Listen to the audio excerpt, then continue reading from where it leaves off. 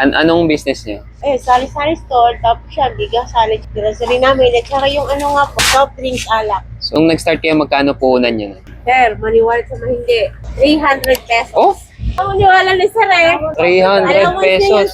Ginawa kong business. Allowance ko dati sa pabrika pamasahe. Pinambili niya ng kape, itlog, asukal. Yun lang, doon kami nagsimula. Yun lang, So, 300. 300 pesos. Opo. So, magkano na ngayon? Ang range lang, range. Ayun, nakakahiya na. Ilan digits? Ilan digits? Para ma-inspire lang, para ma-inspire lang. Medyo malaki-laki na ngayon kasi syempre, nagdadagdag na eh.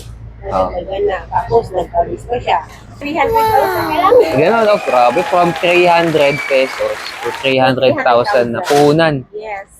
Anong mga challenges naman sa ganyang business? Ang dami mo gustong bilihin, hindi Ah. mo na mabibili kasi sa halagang eto pa lang yung business mo, eto lang yung pera mo, wala ka ibang mabibili. Siyempre, isipin mo, ang hirap, parang ayoko na, parang suko na ako, give up na ako, tapos sasabay yung problema na, ay, kailangan ko pala ng ganito, may babayaran ako. Oo. Ang daming challenges na hindi mo alam kung anong gagawin mo.